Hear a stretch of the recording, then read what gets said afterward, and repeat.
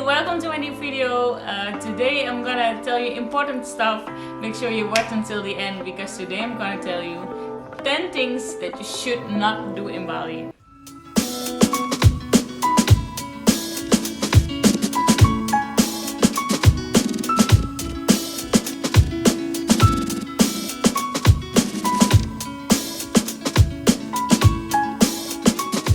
It's really important that you know what not to do. I see many websites, many traveling sites, and all that sites telling you what you must do and what kind of travel you must make and what kind of thing you must visit and stuff like that. But I think it's really important to know what you should not do. So here are the 10 things. Number 1, never disrespect the culture. The culture and the Hindu religion is really strong in Bali. Do not try to disrespect that. Just before you go to Bali, make sure you do some research about the Hindu religion. Make sure you do some research what is normal there, what can I expect, and how I can fit in as much as possible. Just what I say, the Hindu religion is really strong, and even it's a quite free culture, there are many rules that you as a tourist don't know about it.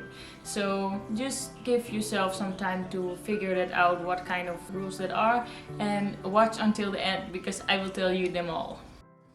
Number 2, of course, the temples. The temples are the main things to go to in Bali, and please visit as much as possible. Take a guide and let them tell you everything about the temple because it's amazing if you know every little things. But the thing that you must do is ignore the rules in the temple. The temple is the most holy place that you can visit, and there is a lot of spirits and a lot of energy and a lot of beliefs over there. So make sure you always respect the rules. Here are the rules. The number 1 rule in the temple is wearing a sarong and cover your shoulders. The sarong will cover your knees, and your shoulders you can wear a t-shirt or something with a long sleeve, but important is to cover your shoulders. If you don't have a sarong, no problem. You can buy it easily in local shops and on great markets. You will find them in the greatest colors and with amazing prints. For the ladies with the long hair, please tie it up. It's a sign of respect and it's a rule. So please, how hot it is or what kind of day you want to make beautiful pictures in your bikini, don't do it in a temple. You're not supposed to do that, and you can relate it to you're also not going to the church with your bikini. So please wearing appropriate clothes.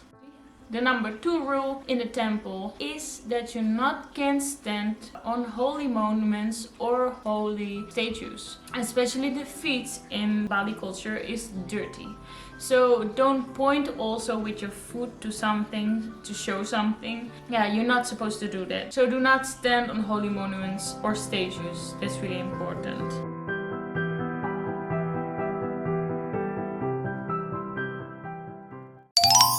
Number 3 rule, pay attention to spaces that's closed for visitors. There are some spaces in the temple closed for visitors. Don't feel bad about that because this is holy spaces for the special holy man or for special ceremonies. When you're not Hindu, you're not supposed to be there. The number 4 is girls do not go to the temple if you're on your period. I was seeing a video a few months ago about a tourist who was on a period and wanted to visit a temple. And I understand that when you're a tourist and you want to visit a temple and you're excited about it, you see that you cannot come in because on your period.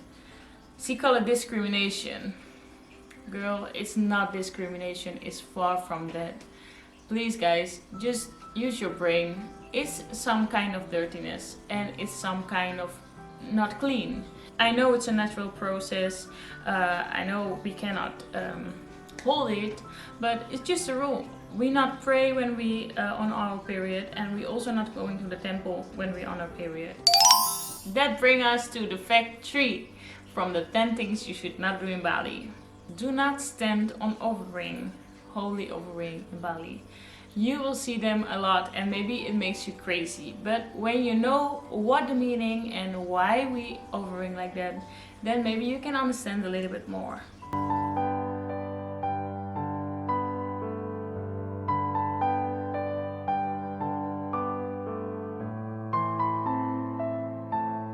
the offering you see much. It's the little creation on the ground. We make it from banana leaf and with flour, and we put also some rice or candies or a little coffee inside. And now I will explain you what is the reason why it's on the floor and why you find it everywhere. These offers will lay down on the floor every 3 times on a day, in the morning, the afternoon and in the evening. These offers are especially for the god, and I will tell you little by little what is the whole meaning. You have the little offering and you have separately 2 little pieces of banana leaf with rice or some candy. Those are for the protectors of the god. You will see them a lot in front of temples, the dragon faces, the lion faces. Those are the protectors from the god. So they treat them first before they can make the offer to the god. So that is the little things in the sides.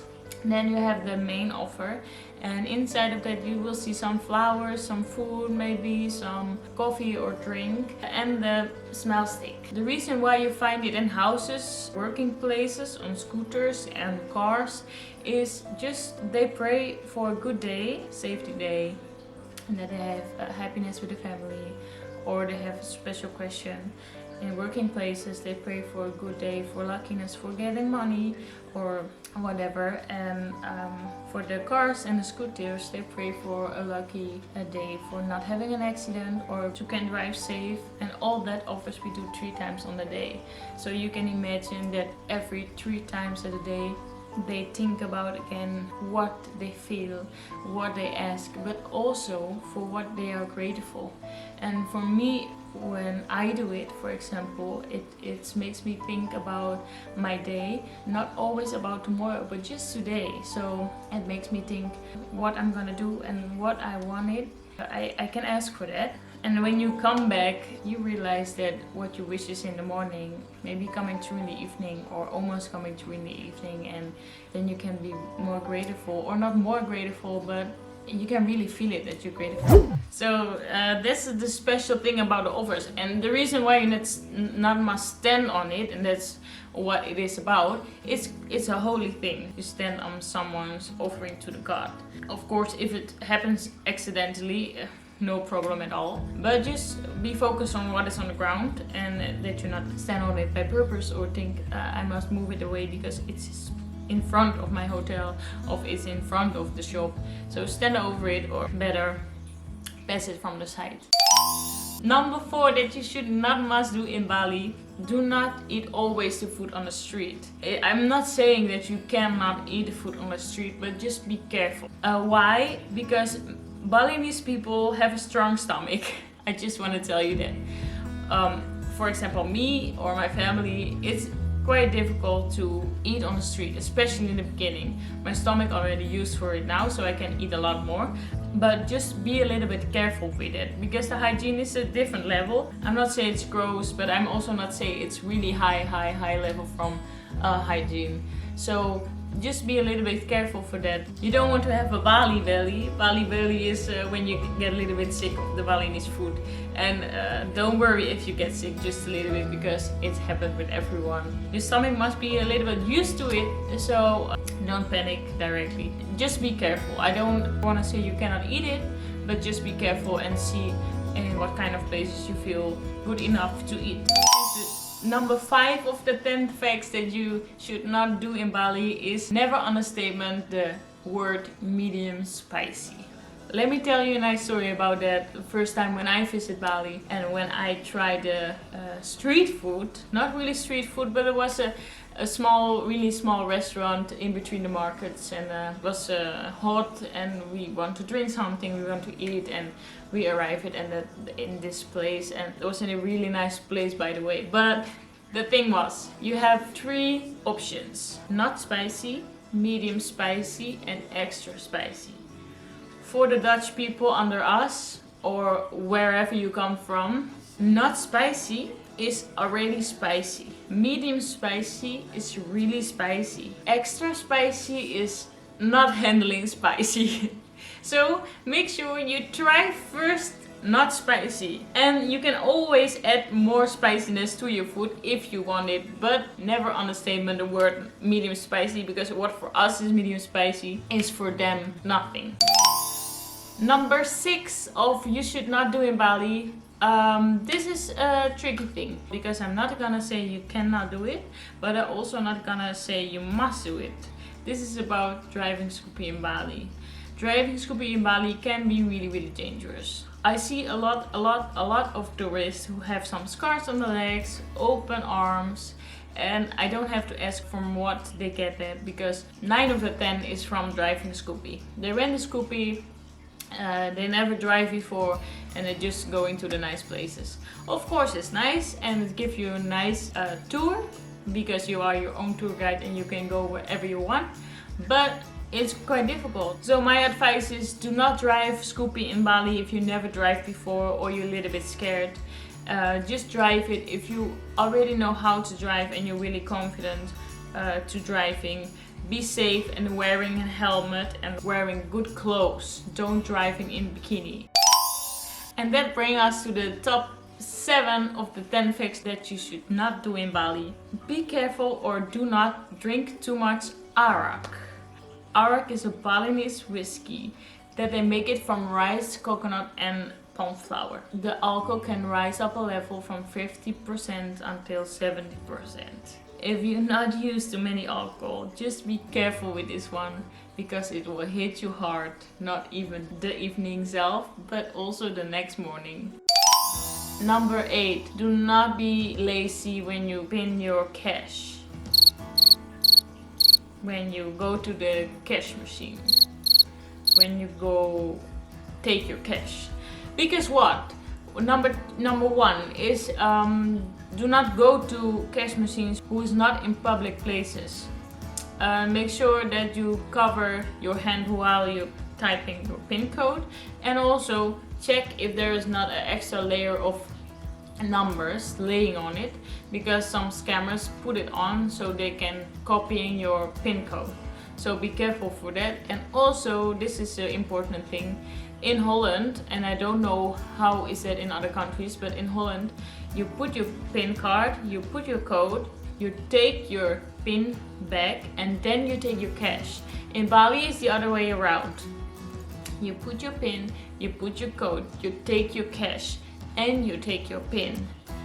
Most of the tourists forget that and being impressed about the lot of money they get, but don't forget your PIN card. Number 9, do not only stay in the south, people. Many people are lazy to travel all the way to the north. It's 3 hours driving. If you're unlucky, you are 4 hours driving. If you're lucky, you can do it in 2.5 hours. Now there is a new road from the north to the south, so I hope you can drive it in 1.5 hours, maybe. Let's hope. But the main reason why I tell you this is the south is quite busy. It's really nice, but it's focused on many tourists, and some people want to see more culture, and you must travel more to the north. I already tell in an earlier video, you must cut it in half and visiting the top of Bali also. Of course also the bottom side, but visit the top more to feel about the realness of Bali. You can see how they make offer. Maybe you can learn it. You can do some cooking classes, but not the cooking classes with 10 other tourists, but maybe one-on-one. You know, you can visit someone's house. You can know about every little kind of detail about the Balinese culture, and they a little bit forget that in the south. They are more focused on you having a great night in a club and you have a great night in a big restaurant. So it's all nice, but make sure you're also visiting the north. And the number 10 of you should not do in Bali: do not forget the word thank you, or do not forget the word terima kasih. Terima kasih. Terima kasih. This word means thank you, of course, and why I tell you this, it's easy to say it, and you give them a smile on the face, you share love, you share respect, and what I can say more, don't be the rich tourists who coming there to spending your money for cheap drinks or cheap whatever. But just be respectful and don't forget the word thank you. Don't forget the word terima kasih. And I also say terima kasih for watching my videos. And please, if you like this video, make sure you give my video a thumbs up. And if you want to also say something about something that you should not do, please let me know down in the comments below, because maybe I forget something that's really important. And if you want to see more about Bali or want to know more about Bali, just watch my videos over and over again. Make sure you follow me on Instagram and on Facebook, where I share much about the culture also, and when I give you more exclusive tips. So this is my Facebook and Instagram. Make sure you follow both. And again, thank you, terima kasih, for watching my videos. Hey guys, thank you for watching. Before you continue to watch my videos, make sure you push this button over here to subscribe on my YouTube channel. Push it. 1, 2, 3. Yes, you did it! Thank you so much for subscribing on my YouTube channel. Enjoy watching my videos.